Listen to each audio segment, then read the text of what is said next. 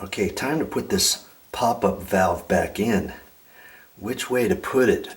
This facing the back of the sink, or this side facing the back of the sink?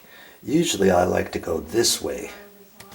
You know, so when it's up here, see there?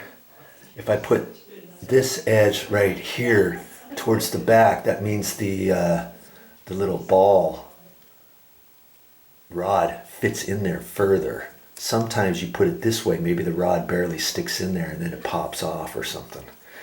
Okay, now I'm not sure if this one came with this particular sink or not, because it's got two holes. We're only going to use one hole, right?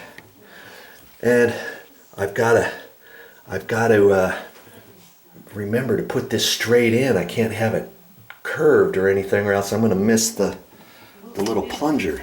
Because see this plunger, see there? That plunger's going to go right back in, right here, right up in there, like that. But I can't put that in just yet until I have this set in here. So I'm going to set this in and see. I've got to look at that plunger. It's not going perfectly straight towards the back of the wall. You know, I can see it.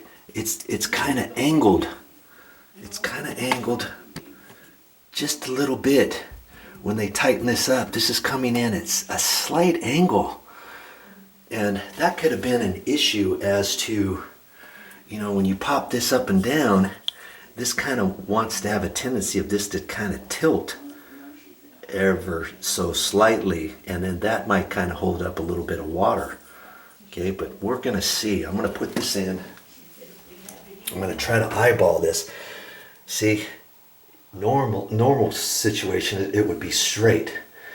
But I got to put it in kind of at a slight curve, like that, for where that is. And I see, instead of straight, I've got to kind of tilt it over that way because it's kind of coming in at an angle. I'm going to hold it right about like that.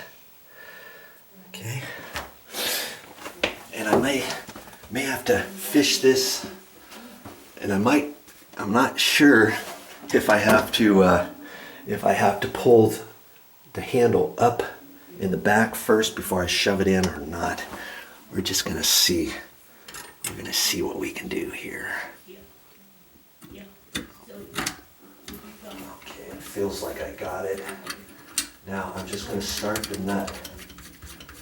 I'm not going to tighten it yet all the way. Okay, I got it in. Okay, now I'm going to see if this pops up the proper way.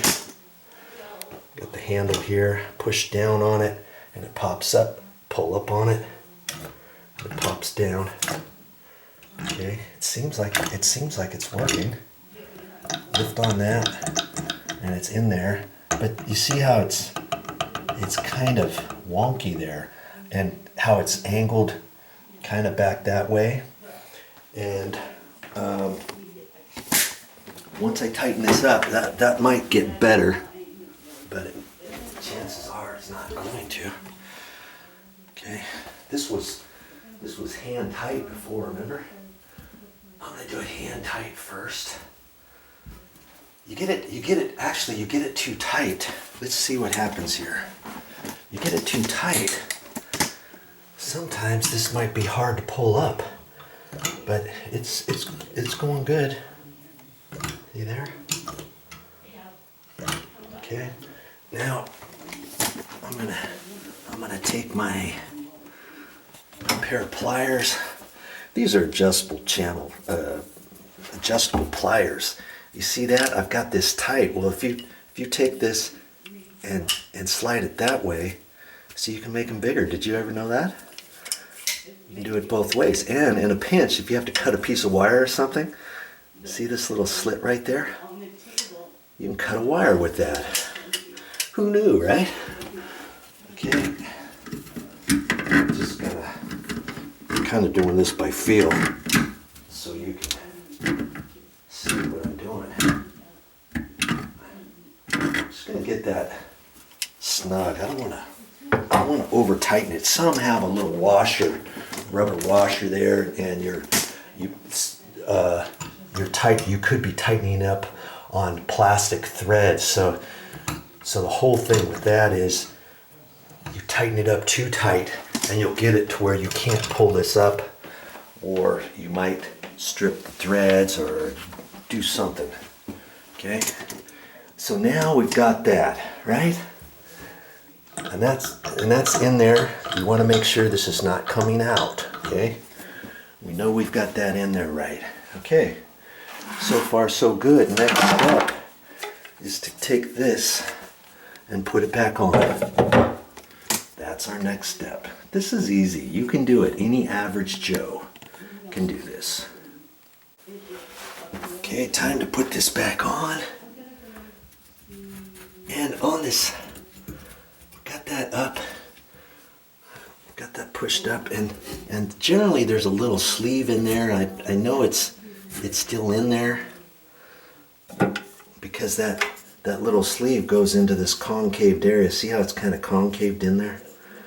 That fits up there, and the little sleeve underneath this nut fits in that before I tighten the plastic.